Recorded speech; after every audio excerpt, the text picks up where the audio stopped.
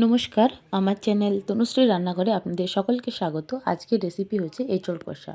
তো প্রথমে আমি গরম জল করে নিয়েছি, বসিয়ে দিয়েছি, সাথে দিয়ে দিলাম নুন আর হলুদ, আর কেটে রাখা এঁচোড়গুলোকে দিয়ে দিলাম, হালকা সেদ্ধ করে নেব। আর এঁচোড়ের যে একটা কাঁচা মানে ভাব থেকে, কষা কষা ভাব, সেই ভাবটা যাতে কেটে যায় তার জন্য আমি একটু সেদ্ধ করে নিচ্ছি। আর কড়াইতে দিয়ে দিলাম তেল, গরম হবে ততক্ষণ দেখিয়ে দিই কী কী ব্যবহার করছি। আমি এখানে ব্যবহার করছি পেঁয়াজ, টমেটো, ধনেপাতা, গোটা গরম মশলা, তেজপাতা, চেরা লঙ্কা আর আদা রসুন পেঁয়াজ লঙ্কার একটা পেস্ট।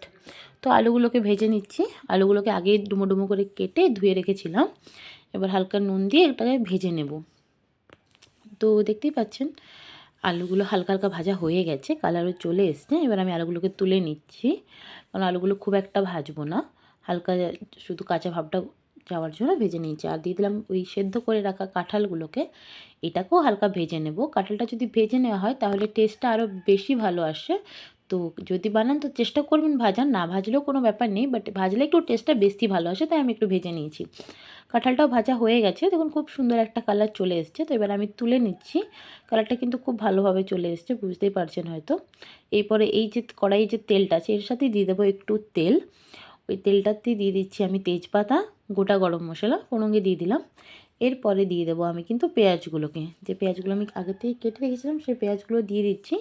আমি কিন্তু এখানে দুটো মিডিয়াম সাইজের পেঁয়াজ ব্যবহার করেছি, খুব বেশি পেঁয়াজ ব্যবহার করিনি, কারণ না হলে সবজিটা প্রচণ্ড রিচ হয়ে যাবে।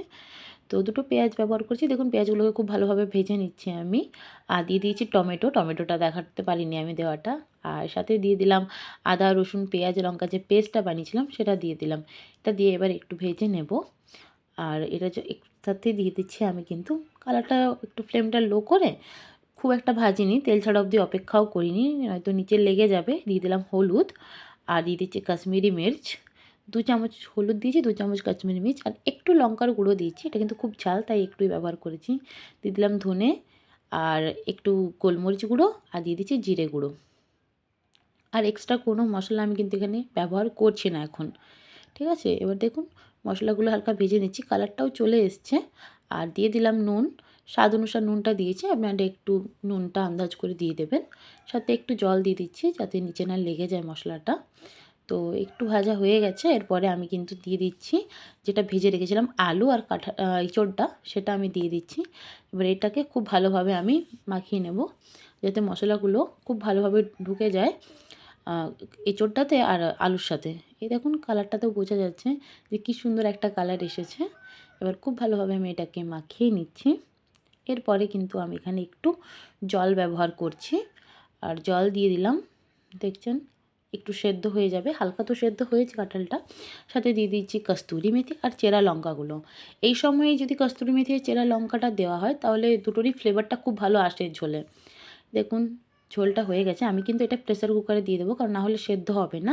আপনারা এরকম করে একবার বানিয়ে দেখবেন, খুব ভালো লাগবে খেতে, কারণ এটা টেস্টটা খুব সুন্দর আসে। আমি প্রেসার কুকারে দিয়ে দিচ্ছি, আমি দুটো সিটি দিয়েই কিন্তু এটাকে নামিয়ে নেব।